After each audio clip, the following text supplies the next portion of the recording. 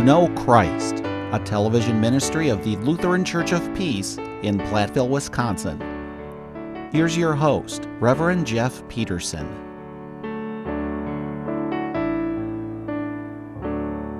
Well, today we're going to be studying the parable of the rich fool. And so I'm going to read this to you at this time. It's recorded in Luke chapter 12, verses 13 through 21. Someone in the crowd said to him, "Teacher, tell my brother to divide the inheritance with me." Jesus replied, "Man, who appointed me a judge or arbiter between you?" Then he said to them, "Watch out, be on your guard against all kinds of greed. A man's life does not consist in the abundance of his possessions." And he told them this parable. The ground of a certain rich man produced a good crop. He thought to himself, "What shall I do? I have no place to store my crops." Then he said, "This is what I will do. I will tear down my barns and build bigger ones, and there I will store all my grain and my goods. And I'll say to myself, you have plenty of good things laid up for many years. Take life easy, eat, drink, and be merry." But God said to him, "You fool, this very night your life will be demanded from you. Then who will get what you have prepared for yourself? This is how it will be with anyone who stores up things for himself, but is not rich toward God." This maybe has to do with life planning, or maybe it has to do more with death planning. But that's the whole thing. We just, continue to live in this whole antithesis between death and life. We're always in that struggle between death and life. And I know that we would just as soon deny death. And I know I see that so much in our society where we are in this denial of death. We think that we're going to live forever. And so we plan our lives accordingly. We plan our lives as if we're living in this world forever. But the reality of it is, and don't blame me, I'm not the one that brought this on, but death stalks us. Death is ever hovering around. And so that's the whole thing, though. Is death our enemy, or is death our friend? Or as we live in relationship with death, do we gain some wisdom for life? What does God have to say about death? Well, this is what God has to say about death. "For God so loved the world that he gave his only begotten Son, that whoever believes in him should not perish but have eternal life." That God is about life, not about death. But yet, we have death. And so that's why God sent Jesus, is to face death, to confront death, to defeat death. And Jesus has gained the victory over death, that we may live. But how do we live? We live our lives in relationship with him. That when we are baptized, that's where we confront our death. That's the one death that we need to be concerned about, is that we die to our old self. But in the resurrection, or as we are raised from the waters of baptism, we are raised with Jesus Christ into a new life. We are reborn, and so we live our lives day by day in relationship with him, knowing that eventually when we experience our physical death, it's just a transition from this life into the next life. And so when we can come to that understanding, that divine, godly understanding, then we can have a peace about living our lives in this world and to be really focused, in tune to what it is that God has created us for, how God has designed life. What is our role? What is our part in life? And then how we get the most out of life. Because there is no greater life than this, than to live our lives in relationship with Jesus Christ.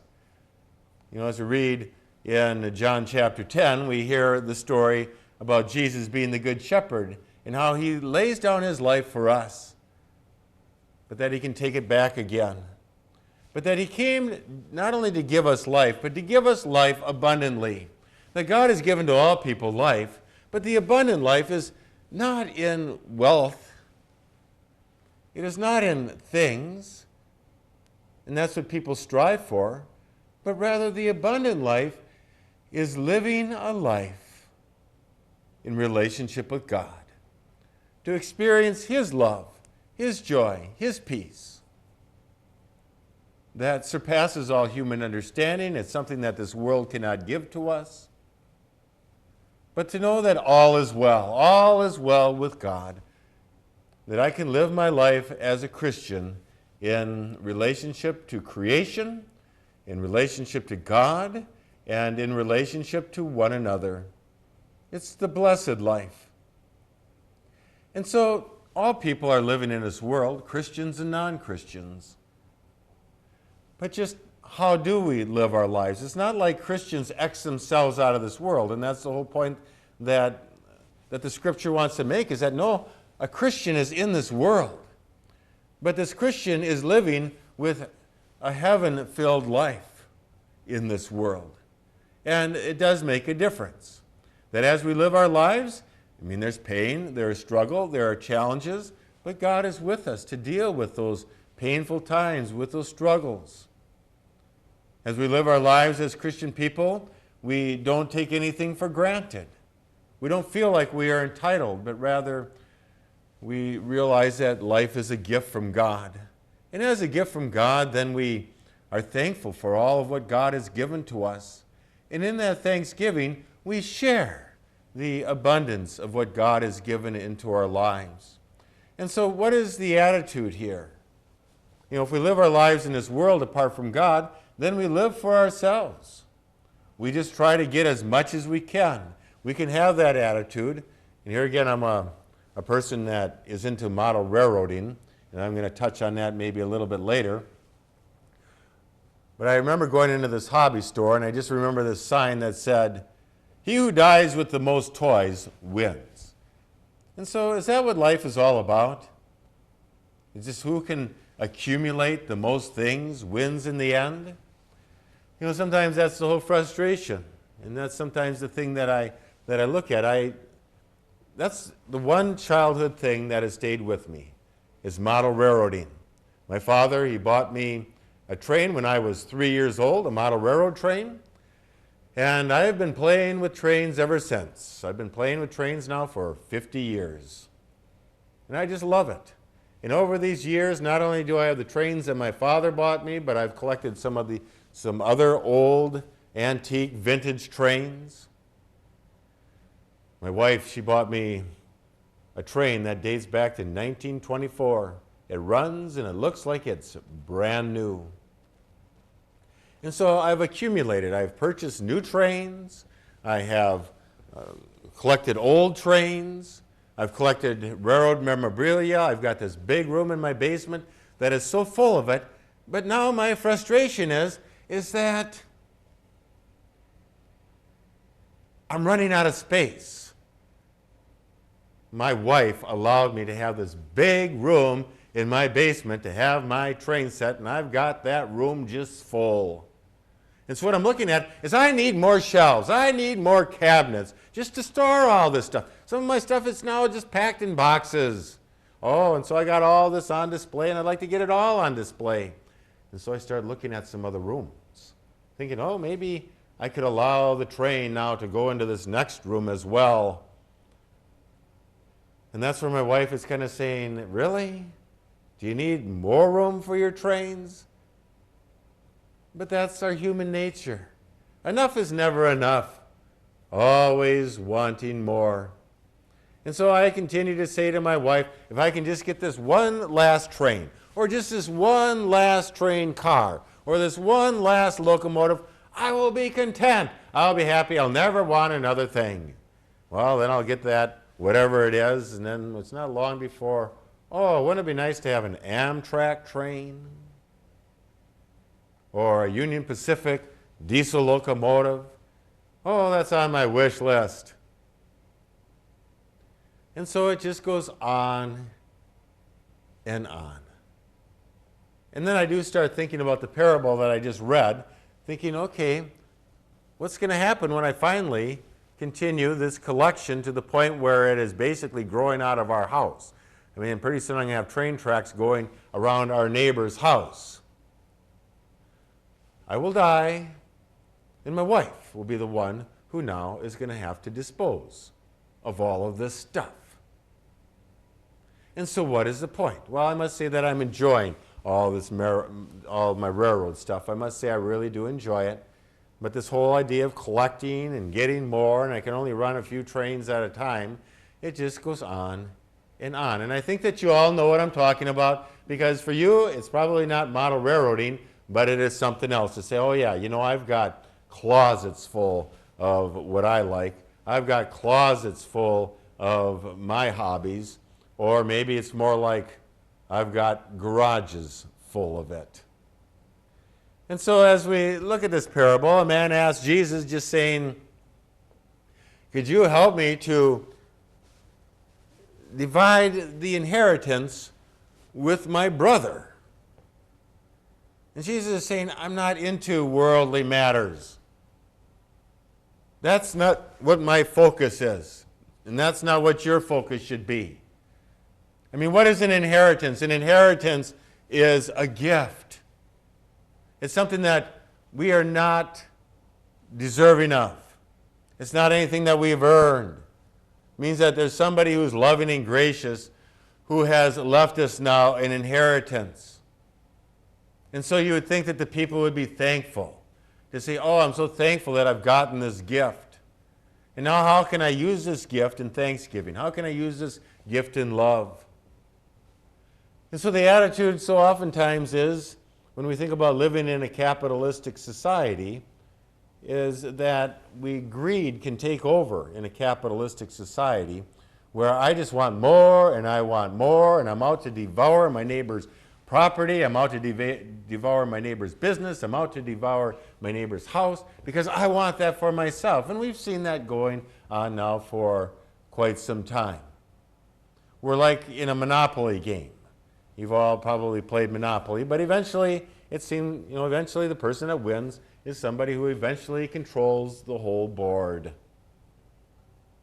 And a lot of times it's those people on Boardwalk and Park Place. But that's what's happened to our society now. That's what's happening to our world, that our world's resources, our world's wealth is all now in the hands of a few. In proportion. And I keep hearing that number, it's like 1%, has the vast majority of the world's resources right now. And so in other words, the Monopoly game now has gotten to the point where we have we can almost declare somebody a winner at this point. And so what I'm saying is that I'm not necessarily saying that capitalism is bad. I'm saying is that capitalism plus greed is bad. Capitalism plus generosity is a good thing, because I've known some capitalists that have done great things with their money. I've known them to invest. I've known them to be entrepreneurs. They have developed jobs and opportunities for so many people. And then I've known other capitalists, well, they pretty much have sucked up all the jobs and the resources and the land, for themselves. They're not thinking too much about others. And so that's what Jesus is saying, is that I'm into the kingdom of Christ. I'm into my kingdom. I'm establishing God's kingdom into this world, the church. A place where God is going to be able to bless us richly, and that those blessings can be shared with others. And so when you think about God, is that God is a generous God. He's loving and gracious, to where he has sent his son, Jesus Christ. He has given us life. And so I think about the farmer who was filling up his tractor with fuel. And so he put the spigot into the tank, and as it was filling, he went somewhere else. He started working on something else. and he wasn't paying attention, and pretty soon there was fuel flowing over from the gas tank over onto his tractor. And what he had to say to me was, just remember, it's not full unless it's overflowing. And that's the principle that God has for us, is that something is not full until it's overflowing. And what that overflowing is that it's overflowing into the lives around us, saying, God, you have blessed me, and I'm thankful for that. You're loving and you're gracious, but now I'm sharing whatever it is that I have with others. That we are sharing the good news, that we're sharing the salvation of Christ with others. And as we look at the stewardship of being a Christian, that God, what you've blessed me with, whether it be a lot or little, that I'm here to use that for your service, for the care, to further your kingdom in this world, and to love and to serve my neighbor the best that I can in my life. And so when we look at this inheritance, that I don't know how much it was, but it probably was a lot, but it sounds like the two brothers are fighting over it. And sadly enough, I've known a lot of families that when a loved one dies and they leave an inheritance, there's a lot of fighting. It's like this family is so fractured. It's like money has more value than the relationship that they have with one another. Maybe it'd be best just to take that inheritance and donate it to some good cause, and then find the value in each other. I don't want to lose my brother. I don't want to lose my sister over an inheritance. It just isn't worth it. But that's what we see. Why? Because that's what people value. People value the things of this world. They value money. They value things. And so it gets to be more and more, to the point where they value it, where they are willing to throw their own family members under the bus to be able to get it. That's the power of greed that is destroying families, destroying society. You know, it would be best if these two brothers were to get together saying, you know, we've been blessed with this inheritance. You know, how can we use this to build each other up as brothers? How can we use this to be able to build up our neighbors around us, to build up society? As we've been blessed with this, how can we be a blessing to others? As somebody's been gracious to us, now how can we be gracious to others and to be thankful for it? But that's where Jesus, then he goes and starts telling a parable about this man who, well, it sounds like he's a farmer. It sounds like he's got a lot of land, and it sounds like his land is really producing an awful lot. Well, first of all, you know, we've got to be thankful, because after all, that's all a gift from God. The sun, the rain, the seeds, the soil, it's all a gift from God. And God has placed this person as the steward, as the manager of it all. But he doesn't see it that way. What? Me being the steward, managing what belongs to somebody else, that I'm not the owner? I'll tell you, I've talked to people that say, I just can't.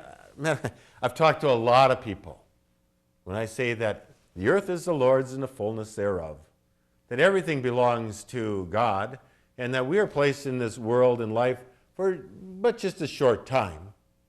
And so we are the caretakers, that hopefully we are using our land, we're using our business, we're using whatever God has given to us, that we may give back to God, and that we may be using this as a way to build up a society, to use the land in such a way that it will be left to the next people in better shape than how we found it to begin with. But I'll tell you what, people just say, no, this is my land, I own it, it's not God's. But here again, we live in a society where people deny God, they deny death. That's the thing, is that God is infinite, but we are finite. We have a beginning and we have an end. I know we don't want to believe that, because after all, and it all stems to our human nature. What's our human nature? Is that we are a fallen humanity. We were put to the test. Do we honor God? Do we see God as being the owner? Are we the steward? Because after all, that's what God said to Adam. He said, you are the steward. I've placed you in the garden to take care of it. But then the devil comes along saying, oh, phooey with all of that. No, you can be God. You can be the owner. You're the one that's in control. And so with this idea, then we think that we're going to live on forever in this world. But death does come. And with that death, there's going to be an accounting. We're going to have to stand before God, and God's going to say, okay, I've placed you in this world. I've given you this stewardship. What have you done with it? And to say, well, you know what? I lived a fat life in this world. I accumulated this, and I got that, and I filled barns, and, over and over again. What is God going to say? Because with this man, he was producing an awful lot, to the point where his grain barns were full. And so when they're full, he thought, oh yeah, I got a good solution to this problem. I'll just tear down these barns and I'll build bigger ones. And so what did he have? He now felt like he had security in this world, in this life. And isn't that something that we are all working for, is security in this life? And so when we think about this man filling up his barns with grain, what this represents is, how are we filling up our lives? How are we storing up? We grow up, our parents, they love us and they give us opportunities. They teach us the golden rule. We go to school, get a good education. They help us to strive after the dreams that we have, until finally, there we are. We're doing well. We've got a good basis, and we are producing. And here again, it's important to be good stewards, and it's important to invest. What do we invest in? We invest in property. We invest in 401k plans. We invest in stock mutual funds. And I've known people who know how to invest, and they invest well, to where all of this is producing far beyond what they can ever spend in their lives. But that brings security, doesn't it? I don't have to worry about anything. I can just sit back. I can eat, drink, and be merry. I don't have to worry about where my next loaf of bread is coming from. And so that's what people like. They've got now the resources to do whatever they want. If they want to buy a sports car, they can go out and buy a brand new sports car. If they want to go on a trip, they can go on a trip. Basically everything. And that's where this man thought that he was at. He had it all. But what does Jesus tell this man? But there's one problem with the way that you're living your life, and that death is part of life. And that tonight, the Lord is going to call your name. And so you're going to die in the midst of all of your wealth. And so a lot of us would say, it's not fair. It's not just. Here's this guy. He did well. He invested properly. It reminds me of my grandpa. He and my grandmother, they saved and saved and saved. And they were saving so that they could have a wonderful retirement. Well, 4 months before my grandpa was to retire, he died of a stroke. No, that left my grandmother well-to-do, but there were times in my life saying, it's not fair. My grandpa made good decisions. He invested well. And then he died 4 months before he was to retire. Well, that's the way that it is in this world, is that death is following us around. And so we need to think about, how do we live our lives? Yes, we do make good investments. But the whole idea here is that Jesus came into this world not to save his life, not to accumulate the world. I mean, Jesus, the whole world belongs to him. But he came into this world not what he could accumulate, but rather he gave his life as a ransom for all. Jesus came into this world as a servant. He wasn't coming into this world with the idea of poor me, what's in it for me, or what can I get out of it, but rather he's always giving of himself. Jesus spent his life on all of us. In the richness that we all have, that we will one day inherit the kingdom of heaven. Not because we deserve it, not because we are entitled to this, but rather because God loves us, and that we receive the salvation of our God as an inheritance, as a gift. And so we show our thankfulness, we show our gratitude towards God, and then we say, God, you have given to us your salvation in your life. How can I be a blessing now to others? And so what's sad about this man's life, who had all of this wealth, is that he could have done a lot of good with that wealth while he was living his life in this world. But instead he died with barns full of wealth. And so the attitude needs to be in thanksgiving. How do we spend our life so that when we do die, to say, well, I guess my time is up. I have spent my life as God has blessed me richly, that now I have been a blessing to others.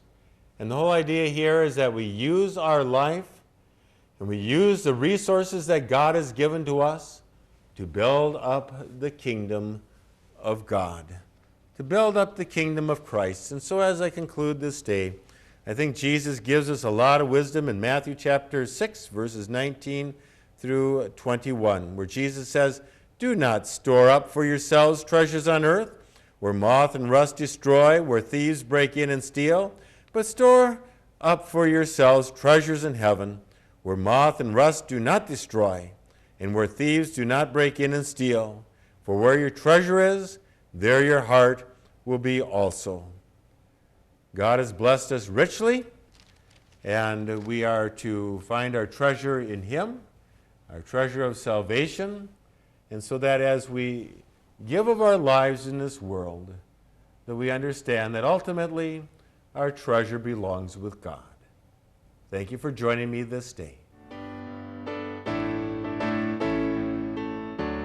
You have been watching To Know Christ with Rev Jeff Pedersen, pastor of the Lutheran Church of Peace in Platteville, Wisconsin.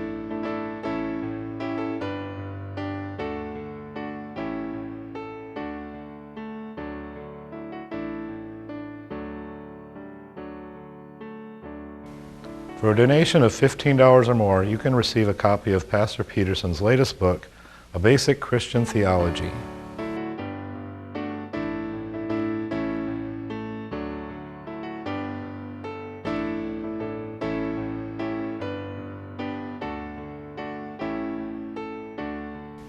Thank you for watching, and tune in again next week for To Know Christ.